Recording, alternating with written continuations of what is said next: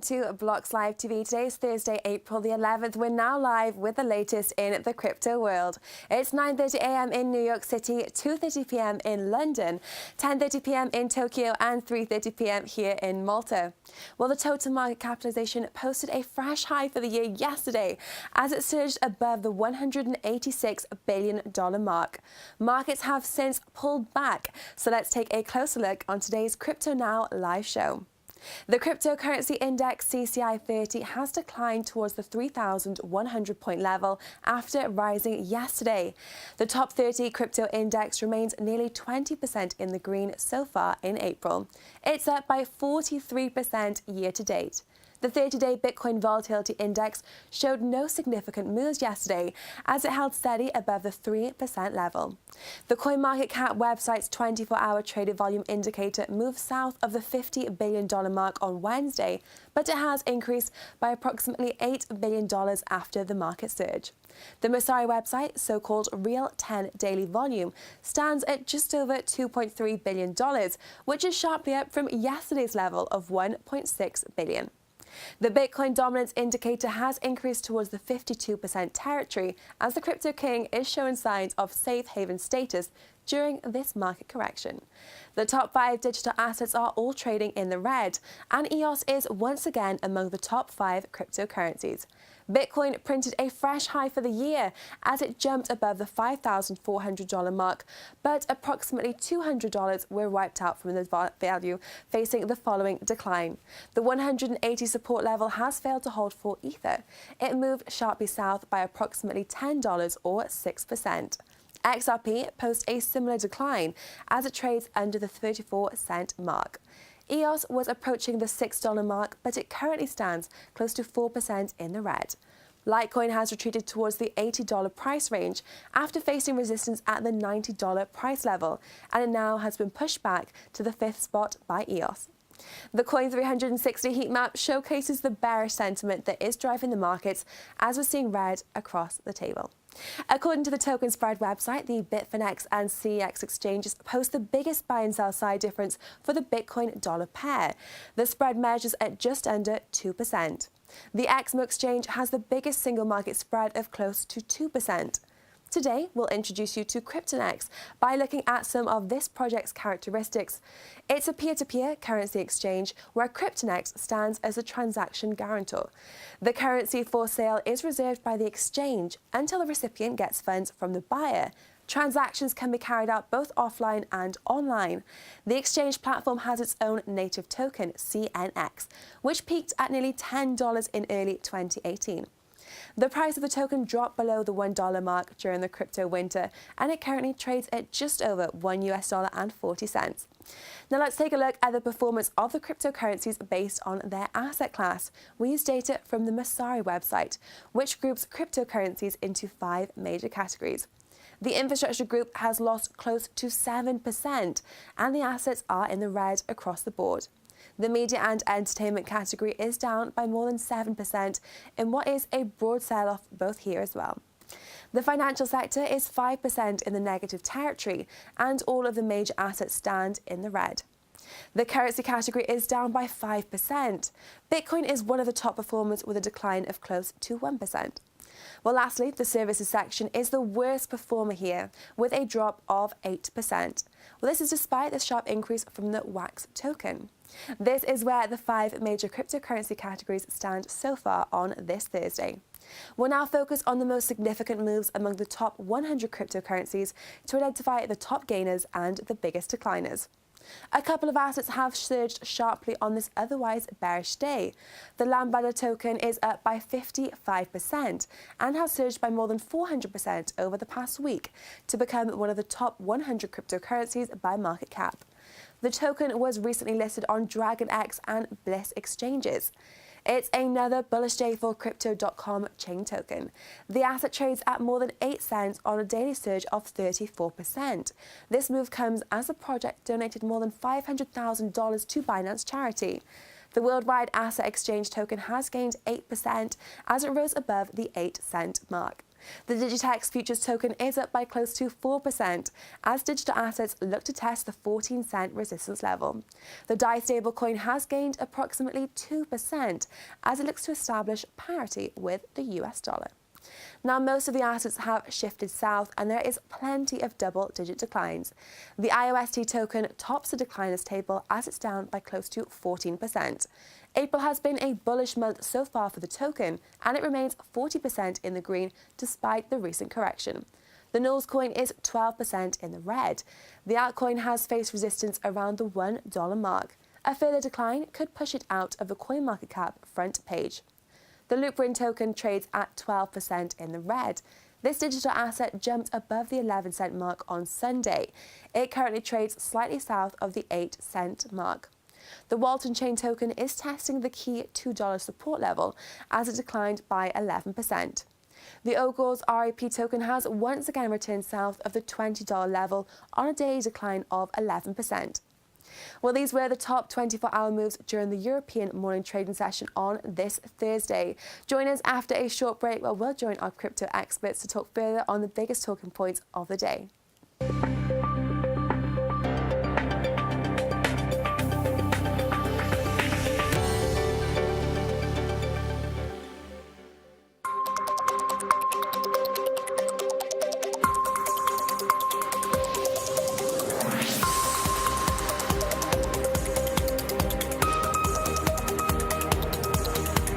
There are 180 different countries all around the world, which makes us grow in like a sphere. We are stronger than ever. Have these questions answered without disclosing anything. AI field is mostly controlled by a few large corporations. Much busier, bigger than ever. In the mid-2020s. I do think that will come. We should kind of keep in mind that we want the world to be a better place. $15 billion a day. I think knowledge is one of the most important things in the world. On a market, they miss the boat. When the institutions miss the boat, they bring the boat back. This is BloxLive TV.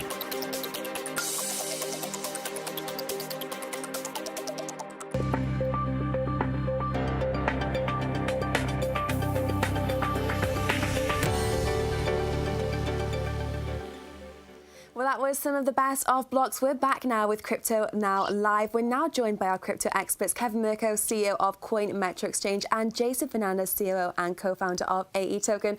Thank you both so much for joining us on the line today. Thanks, Jessica. Great to have you. A little bit of an interesting backdrop, Kevin. It looks like you're traveling. Thank you both so much. Now, we're going to jump straight in, and Kevin, we will start with you.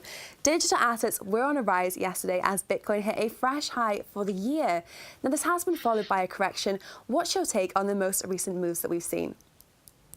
Well, hopefully, first of all, my audio stays intact here as we travel through the Alps, but hopefully it does. Take on that as well. Normal ebb and flows of the market. I think we talked about this last week as well. Jason was on the show with me, and we talked about the fact that around the 5,000 mark, we were going to see a lot of battling, basically below and above that mark, and we saw a lot of price battling last week between let's say 49.50 and 5,050. We saw a breakout up towards 5,600, as you just mentioned, and we saw some swift selling at that level.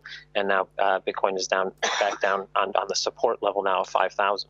Given the fact that it took a good amount of time for it to break 5,000, it's now we're now testing it as a support. It was previously a resistance level, now it's a support level. If the support holds, it's definitely good for the bulls in the market. If the support doesn't hold, then we may see rather quickly back down to that 4,000 or even lower level, considering the fact that obviously the buying has started to subside and we have seen some more sellers come into the market. It's definitely an interesting time. Now, Jason, what's your thoughts on this recent market movements that we have seen? How do you interpret everything? Yeah, so I think yesterday Bitcoin looked like it was poised to break out of the ascending triangle pattern, and it even reached just under 5,500. And then I think what ended up happening was like traders decided to take some profits, and then it essentially dropped down to about 5,200 overnight, and now it's at about 1,590. So it's somewhere about 3% drop. But I still think that as long as Bitcoin stays over 5,000.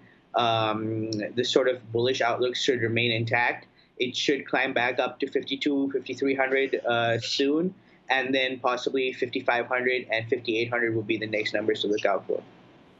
And that's an interesting point. And also we referenced Bitcoin dominance earlier on in the show. We have seen two market pullbacks lately when Bitcoin shows signs of actually being a safe haven.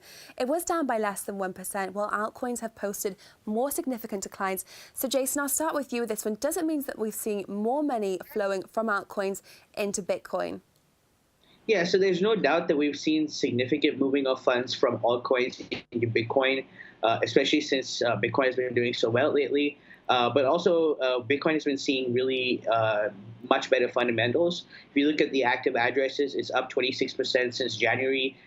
Transaction levels are up back to 2017 levels. There's also been a lot of network activity. Recently, Bitcoin handled its 400 million transaction. That was on April 8th, which basically means it's sort of like the market, it cements it as a market leader and indicates it is here to stay. Also, we've seen that Bitcoin has seen nearly 400,000 confirmed on-chain transactions in a 24-hour period, and that's the highest network activity since the price of Bitcoin was over 10,000. That was in January 2018. So it doesn't surprise me that a lot of altcoins, a lot of money from altcoins is moving there. But I don't think you should count the altcoins out either, because at this point we've seen a lot of the wheat separated from the chaff. So you see a lot of good altcoins in the top 10. And I think those altcoins are probably here to stay and will probably be a big part of the ecosystem going forward. Absolutely. And now, Kevin, I'd like to ask you as well, because as you are CEO of CoinMetro, I'd love to get your insight. Are we seeing money go from the altcoins back into Bitcoin, which people are sometimes referring to as the safe haven of crypto? Sure. If we had to pick one asset to be the safe haven in crypto, it most definitely would be Bitcoin. It holds upwards of or over 50% of liquidity at all times. Sometimes I haven't seen it fall below 50 recently, but we have seen it between 50 and 53%. So if you had to pick one, it's definitely Bitcoin. But as the market matures, you're going to get other interesting assets. As Jason just mentioned, in the top 10, there are already altcoins that are starting to create a name for themselves, create a brand, and they're starting to pull liquidity themselves. So that's going to continue to happen. As the market matures, you will get more and more assets that mature along with the market. This will pull dominance from Bitcoin. At some point, we do need to see Bitcoin lose some of its dominance because as the market matures, we need liquidity for other assets. So yes, while I wouldn't consider it yet a safe haven overall, if you're in the crypto market and you're looking for a place to place your funds that is historically less volatile than small caps, Bitcoin is the only choice. There is no other option. And now let's talk about the kind of the bull versus the bear debate. And Kevin, will stick with you on this one because we've actually seen Bitcoin billionaire Zhao Dang. He shared his market views on Weebdo recently. Now, he believes the bear market is not over yet, and we're expecting fluctuations between 4,000 USD and 6,000 USD until October. What are your thoughts on this? Well, that's one heck of a range for any asset on any market, right? I do think we're seeing more and more signs that we've seen the low. However, have we seen 4,000 for the last time ever? I don't think so. There's not so much probability around that statement. So while I think 4,000 to 6,000 is quite a range, if we were to break through the upper levels of the 5,000 range into 6,000, that's going to put a lot of pressure on bears and really give bulls a little bit of winning territory. So that to me would signify probably higher highs rather than a reversal back down below 5,000. 5,000 at this point right now is holding as a resistance. It is just as strong as a resistance as it is a support. As a support as it is a resistance. So while it took a while to break through from a resistance standpoint, it should take an equal amount of pressure to break back down below. So I think that it will range. That's for sure. We will see ranging until we see a clear direction. However, if we do surpass the 5,000 mark and get into that 6,000 range, I think the probability is that it goes higher rather than lower, especially not back through the 5,000 support. And that's an interesting point. Now, Jason, do you agree with that as well? When we look at this range here that we have been provided by the Bitcoin billionaire until October, 4,000 to 6,000, do you agree with Kevin? And what's your thoughts? Yeah, I mean, I think Zhao Dang is right that we are essentially trading within the $3,000 to $6,000 bracket. But I'm inclined to be more optimistic because, as Kevin pointed out, a 5K was seen as a major resistance. But Bitcoin managed to blow past that, and only a subsequent correction has brought it back to just over 5K. And that indicates to me that there's quite a bit of fair support around the 5K area. And as Kevin pointed out, it should act as somewhat of a pretty strong support. It's unlikely to me that we jump down to the $4,000 range. Maybe at some point in the future, but probably not in the near future. I think for the near future, we've probably seen as low as Bitcoin was likely to go, and I think it's going to go up for the foreseeable future. And that's interesting. And Jason, I'd like to stick with you then, because we also have something else which he has said, which he's so he then goes on to estimate that Bitcoin will rise to $10,000 before next year's halving. He expects the price to drop after that. Do you agree with that then as a bit of a longer term price prediction? Well, the Bitcoin halving is going to have less and less and incrementally less effect over time. As many times as it halves, sort of going to have less of an effect. So it's not going to be as severe as an effect as it was last time. But it wouldn't be out of the realm of possibility to me if Bitcoin breached 10,000. I'm not sure why he thinks that the price will drop after that. I think that there are much too many variables to make a prediction beyond saying something like it might get up to 10,000. I mean, because, for example, you could have a situation where a price of gold could fluctuate, and that might move funds over there. A dip in the stock market could cause contagion and affect the crypto markets. So there are a lot of variables. Other than saying that it's not out of the realm of possibility that we could pass 10K this year, I think it would be highly unlikely, or I think it would be dangerous to make any predictions past that, I think. And Kevin, what's your thoughts as well? So we have got here $10,000 rise before next year's halving. When you hear that kind of thing, what's your thoughts? Well, I think It appears we have a little bit of connection difficulties there. So Jason, we'll stick with you and we'll go on to the next question of the day. So we're also talking about Coinbase. Now, this is really exciting. Coinbase have listed their payment card in the UK. This must be big news. What is this big news for crypto adoption? That's the question. Jason, what do you think? Yeah, I think it is. So Coinbase is one of the largest networks and could well set the market trend. It makes it easy to have a portfolio that is making you money, as the coins increase in value, but you're only accessing basically portions of that to make a purchase. So for now, this is limited to the UK, but once it extends to the rest of the European Union, which is what they expect, that would have a much greater impact in general. It costs something like only £5 to get the card, and then you have your various services free, including cash withdrawals. And you can basically withdraw £200 worth of your crypto for free, and then after that, a 1% fee applies. And then apparently, you can also make contactless payments. But then when you try to make the payments, you have something like a 2.49 conversion or liquidation fee, which is actually very similar to how Coinbase functions in general. So there's really no downside for somebody to get this card and then have liquidity access to their crypto wallets, and liquidity has been one of the big things that drives adoption. So when you have the ability to basically immediately use funds from your crypto portfolio in regular brick and mortar stores, that's when you really start seeing a change in adoption. And Coinbase, like I said, is one of the major players in this industry, and sooner or later other ones are going to follow along, and then you're going to have like a massive cross-pollination with people essentially putting money in crypto and then just using that card as it goes on. So I'm very hopeful. I think that's a good sign. Fantastic. And now finally, so a report published by the US CFTC, it showcased that long positions by institutional investors actually surged before this market rise. Is this a measure that's worth monitoring closely? Because it might indicate where the market and where the smart money is actually moving. So I think so. Really, retail investors have always been kind of wild cards. They sometimes don't behave rationally. It's a really hype-driven investing cycle, whereas institutional investors tend to be more disciplined and have a better strategy in place. So if you were actually paying attention to the futures market, you would see the recent surge in Bitcoin Cash and Litecoin were in a bit of surprise.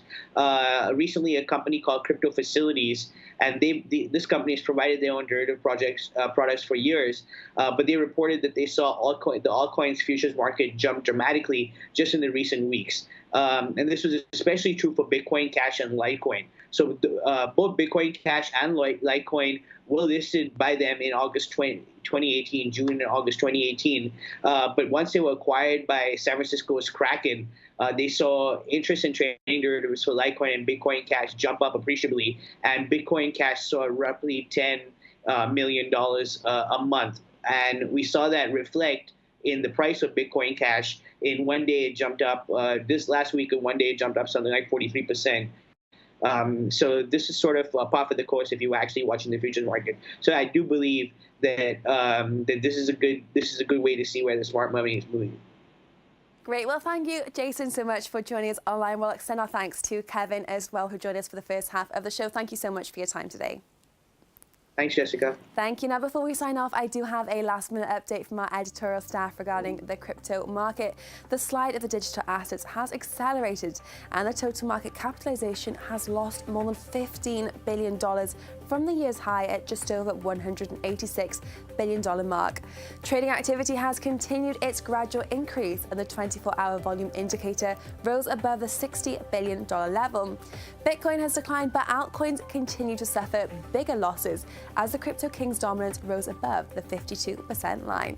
Well, that's all for this Thursday's Crypto Now live show. We thank Kevin Mirko and Jason Fernandez for their expert analysis. We also like to thank you, the audience, for joining us, and invite you all to accompany us every weekday at this same time.